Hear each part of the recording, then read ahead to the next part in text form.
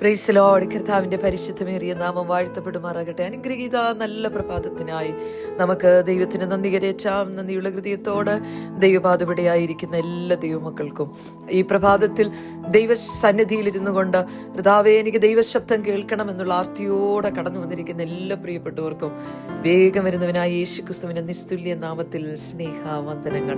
വളരെ നന്ദിയുള്ള ഹൃദയത്തോടെ നമുക്ക് ദൈവപാതപടിയായിരിക്കുമ്പോൾ ഒരു തിരുവചനം നമുക്ക് വായിക്കാം.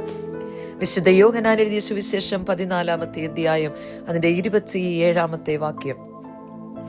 സമാധാനം ഞാൻ നിങ്ങൾക്ക് തന്നേച്ചു പോകുന്നു, എന്റെ സമാധാനം ഞാൻ നിങ്ങൾക്ക് തരുന്നു.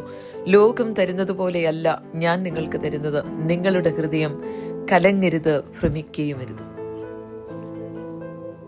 മനുഷ്യന്റെ ഭൂമിയിലെ ജീവിതയാത്രയിൽ ഏറ്റവും അവനാവശ്യമായിരിക്കുന്നത് സമാധാനമാണ്. ഈ ലോകം മുഴുവനും സ്വന്തമായാലും, ബാങ്കിൽ ഇഷ്ടം പോലെ നിക്ഷേപങ്ങൾ ഉണ്ടായാലും, കൊട്ടാര സമാനമായ വീടോ കോടികൾ വിലയുള്ള കാറുണ്ടായാലും, സമാധാനമില്ലാത്ത മനുഷ്യൻ അസ്വസ്ഥനാണ്. അവന് രാത്രി കിടന്നാൽ ഉറക്കം വരത്തില്ല. ഉറക്കം മരുന്ന് കഴിച്ചാലും ഉറക്കം വരികയല്ല. ലോകത്തിൽ നിന്ന് ഏറ്റവും അധികം കൂടുതൽ ഉൽപ്പാദിപ്പിക്കപ്പെടുന്നതും വിറ്റഴിക്കുന്നതും തലവേദനയ്ക്കുള്ള മരുന്നും ഉറക്കഗുളികയും സ്ട്രെസ്സിനും ടെൻഷനുമുള്ള മരുന്നുകളാണ്. എല്ലാവർക്കും 100 പ്രശ്നങ്ങളാണ്. അതുകൊണ്ട് തന്നെ അനേകരുടെ BP കൂടുന്നു. സ്ട്രെസ്സോ ടെൻഷനോ ഇല്ലാത്ത മനുഷ്യനിന്ന് കുറവാ. BP കൂടുന്നത് നിമിത്തം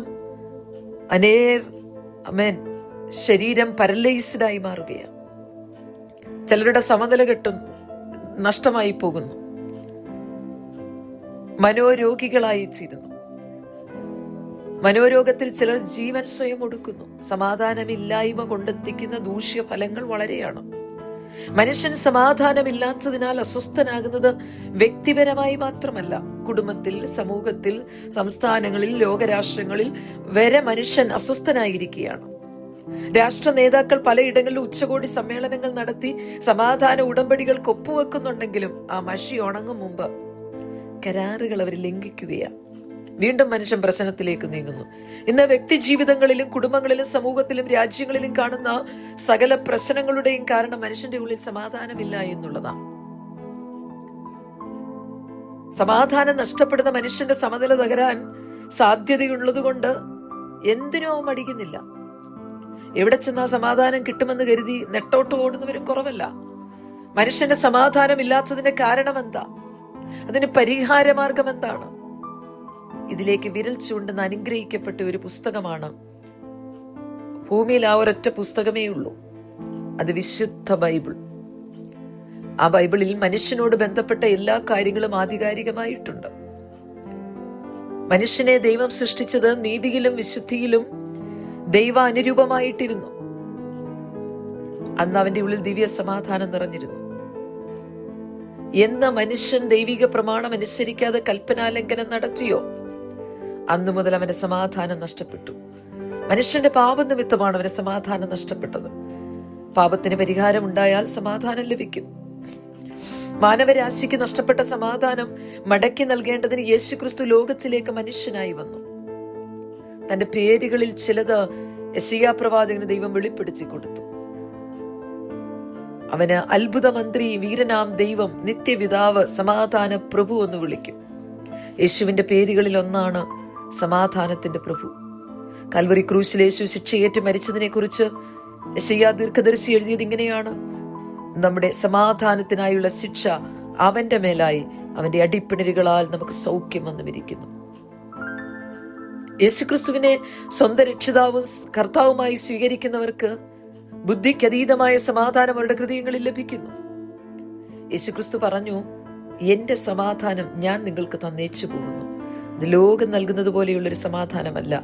പടകും വലയും വിട്ട് 3.5 വർഷം പ്രതികൂലങ്ങൾ അനുഭവിച്ച് യേശുക്രിസ്തുവിനെ അനുഗമിച്ചവർക്ക് വീടോ എസ്റ്റേറ്റോ ധനമോ ഒന്നും നൽകിയിട്ടല്ല യേശു പോയത്. ആകെ കൊടുത്തിട്ട് പോയത് സമാധാന പ്രഭുവായ തന്റെ സമാധാനം. അതുകൊണ്ടാണ് കൊലക്കളത്തിൽ നിർത്തിയപ്പോഴും അവർ അസ്വസ്ഥരാകാതെ ഉറച്ചു നിന്നത്. ഈ സമാധാനം നമ്മുടെ കുടുംബത്തിലും നമ്മുടെ ജീവിതത്തിലും പ്രാപിക്കാൻ കഴിയുന്നെങ്കിൽ നമ്മളെക്കാൾ ഭാഗ്യവാന്മാർ ഭൂമിയിൽ കാണുകയില്ല. അലറുന്ന തിരമാലകൾ ഉപരിതലത്തിൽ ചീറിയടിക്കുമ്പോൾ ആഴക്കടൽ ശാന്തമായിരിക്കും. ശാന്തമായി ഒഴുകുന്ന ഒരു പുഴ പുറമേ ഭയപ്പെടുത്തുന്ന സാഹചര്യങ്ങൾ ഉണ്ടായാലും ഒരു മാതാവിന്റെ കയ്യിൽ മാറോട് പറ്റിയിരിക്കുന്ന പൈതൽ സമാധാനവും സുരക്ഷിതത്വവും അനുഭവിക്കും. സമാധാനവും സന്തോഷവും സുരക്ഷിതത്വവും കർത്താവ് വാഗ്ദാനം ചെയ്തിരിക്കുകയാണ്. ക്രൂശുമരണം വരിക്കാൻ സ്വയം ഏൽപ്പിച്ചു കൊടുത്തു കഴിഞ്ഞപ്പം യേശു അനുഭവിച്ച സമാധാനം, ആ സമാധാനം അത് നമുക്ക് വാഗ്ദത്തം ചെയ്തിരിക്കുന്നു. അത് ബുദ്ധിക്കതീതമായ സമാധാനം. ഒരു ദൈവവേദന്റെ ഐഡന്റിറ്റി അതാണ് സമാധാനത്തോടെയുള്ള ജീവിതമാണ്. വിശ്വാസം മൂലം നീതീകരണവും ദൈവത്തോട് സമാധാനവും നമുക്കുണ്ടാകുന്നു എന്നാണ് തിരുവചനത്തിൽ നമ്മൾ വായിക്കുന്നത്. പ്രശ്ന കലുഷിതമായ അന്തരീക്ഷത്തിൽ ദൈവിക സമാധാനം ഒരു വലയം പോലെ നമ്മളിൽ കാണണം. അനേക പ്രശ്നങ്ങളെ സമാധാനപൂർവ്വം കൈകാര്യം ചെയ്യുവാൻ കഴിയണം. ദൈവിക സമാധാനം വഹിക്കുന്ന കുഴലുകളായി നമ്മൾ രൂപാന്തരപ്പെടണം. ഈ ഭൂമിയിലെ ഇളക്കപ്പെരുക്കങ്ങളിൽ നിന്നകന്ന ആകാശത്തിന്റെ വിരിമാറിൽ ചിറകുകൾ വിടർത്തി ചിറകെട്ടടിക്കാതെ ശാന്തമായി തെന്നി പറക്കുന്ന പരുന്തിന്റെ കാഴ്ച നമ്മളെ അത്ഭുതപ്പെടുത്തും. അതുപോലെ പ്രശ്നങ്ങൾക്ക് മീതെ പത്രോസ് നടന്നതുപോലെ ഓളങ്ങൾക്ക് മീതെ കാലെടുത്തു വെച്ച് നടക്കുക. അമേൻ. കയ്യെത്താവുന്ന ദൂരത്തിൽ യേശു നമ്മുടെ കൂടെയുണ്ട്. അവൻ നമ്മളെ പിടിക്കും. നമ്മൾ ഭയപ്പെട്ടു പോകരുത്. ദൈവത്തോടും മനുഷ്യരോടും സമാധാനം നമ്മളിൽ മുന്നമേ ഉണ്ടാകണം. സമാധാനത്തിന്റെ ശത്രു എപ്പോഴും പാപം തന്നെയാണ്. നമ്മോട് തന്നെയും മറ്റുള്ളവരോടുമുള്ള ദൈവത്തോടുമുള്ള യുദ്ധം സമാധാനമില്ലായ്മയ്ക്ക് കാരണമാകുകയാണ്. ലോകത്തോടും ജഡത്തോടും പിശാചിനോടും ചേർന്ന് പ്രവർത്തിക്കുമ്പോൾ ദൈവത്തോട് തന്നെ നമ്മൾ യുദ്ധം പ്രഖ്യാപിക്കുകയാണ്. അതുകൊണ്ട് ഈ പ്രഭാതത്തിൽ യഥാർത്ഥ സമാധാനം കൈവരുത്തുന്നത് ചെലവുള്ള കാര്യമാണ്. സംഘർഷം നിറഞ്ഞ സാഹചര്യത്തിൽ സമാധാനം ഉണ്ടാകുവാൻ പോകുമ്പോൾ വളരെ സൂക്ഷ്മതയോടുകൂടിയ ശ്രദ്ധയേറിയ ആ അനുഭവം നമ്മുടെ ജീവിതത്തിൽ ഉണ്ടാകണം. പ്രിയരെ, ഒന്നും നടക്കാതെ ഇരിക്കുന്ന ഒരവസ്ഥയ്ക്കല്ല സമാധാനം എന്ന് പറയുന്നത്. ആ വിധത്തിൽ നമ്മൾ ചിന്തിച്ചാൽ ഒരുപക്ഷെ ശവക്കോട്ടയായിരിക്കും സമാധാനമുള്ള സ്ഥലത്തിന്റെ ഉത്തമമായ ഉദാഹരണം. സമാധാനത്തിന് ചലനാത്മകമായ ശക്തിയുണ്ട്. ക്രിയാത്മകമായ വ്യതിയാനങ്ങൾ ഉളവാക്കുവാൻ സമാധാനത്തിന് കഴിയും. അതുകൊണ്ട് സമാധാനം നമ്മുടെ ജീവിതത്തിൽ ഉണ്ടാകണമെങ്കിൽ സമാധാനത്തിന്റെ പ്രഭുവായ യേശുവിന്റെ അടുക്കലേക്ക് നമ്മൾ ചെല്ലണം. ഈ പ്രഭാതത്തിൽ നമുക്ക് പ്രാർത്ഥിക്കാം, കർത്താവേ, അങ്ങയുടെ സമാധാനം എന്റെ ജീവിതത്തിൽ ഉണ്ടാകുവാൻ എന്നെ അനുവദിക്കണമേ. ഇന്ന് പകൽക്കാലം ദൈവസന്നിധിയിലേക്ക് അടുത്തു ചെന്നുകൊണ്ട് യേശു ക്രിസ്തുവിന്റെ കൽപ്പന പ്രകാരം ജീവിക്കുവാൻ, ഹൃദയത്തെ സമർപ്പിച്ച് അനുഗ്രഹം പ്രാപിക്കുവാൻ, ദൈവിക സമാധാനം നമ്മുടെ ഉള്ളിൽ വെളിപ്പെട്ടു വരുവാൻ നമുക്ക് ഈ പ്രഭാതത്തിൽ ദൈവകരങ്ങളിലേക്ക് ഏൽപ്പിച്ചു കൊടുക്കാം.